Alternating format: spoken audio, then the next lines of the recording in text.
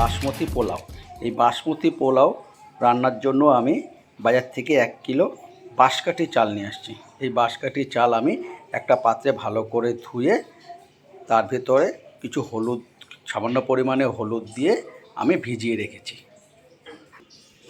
এদিকে বাসমতি পোলাও রান্নার জন্য আমি একটা পাত্রে সামান্য পরিমাণে জল দিয়ে কাজু আর কিশমিশ ভিজিয়ে রেখেছি।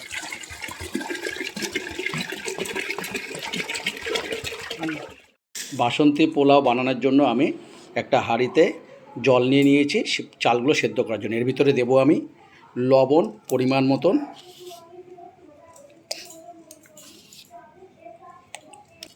সাথে দেব গোলমরিচ, 5-6টা দানা গোলমরিচ, এলাচ,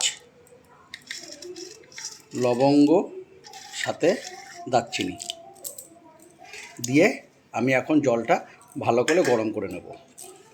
আর সাথে দেব সামান্য পরিমাণে সাদা তেল।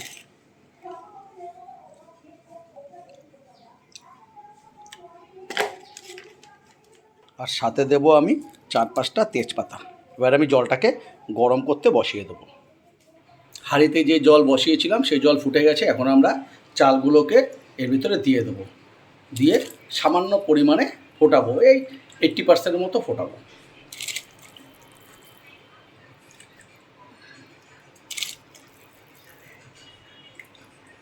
বাসমতি পোলাওয়ের চালটা 95%-এর মতন সেদ্ধ হয়ে গেছে। এখন আমরা এটা একটা চালনিতে ছেড়ে নেব। চালটাকে আমি এখন একটা কড়াইতে নামিয়ে রাখলাম।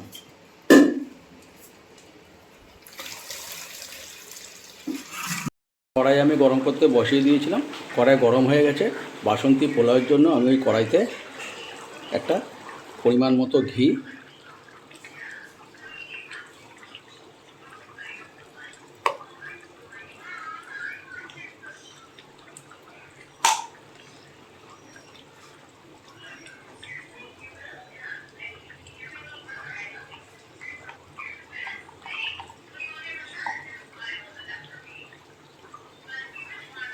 ওই মতো ঘি দিয়ে দিয়েছি। এবার সাথে দেব সামান্য পরিমাণে সাদা তেল।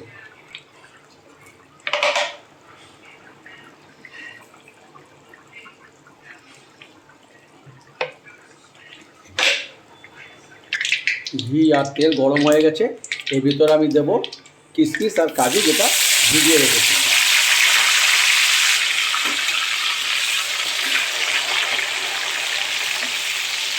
এটাকে একটু সামান্য পরিমাণে ভেজে নেব আমরা, সামান্য লাল হওয়া হচ্ছে।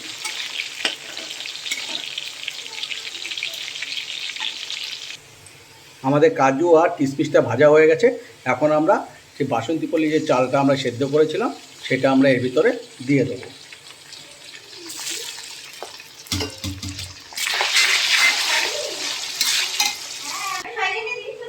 পুরো চালটা আমাদের দেওয়া হয়ে গেছে। এখন আমরা ভালো করে এটাকে মিলিয়ে নেব। আমাদের বাসমতি পোলাও কমপ্লিট। আপনারা চিলি চিকেন অথবা চিকেন কষার সাথে এটা খেতে পারেন। আমাদের রান্নাটা, আপনাদের যদি রেসিপিটা ভালো লাগে তাহলে আপনারা লাইক, কমেন্ট এবং শেয়ার করে দেবেন। সাবস্ক্রাইব করতে ভুলবেন না।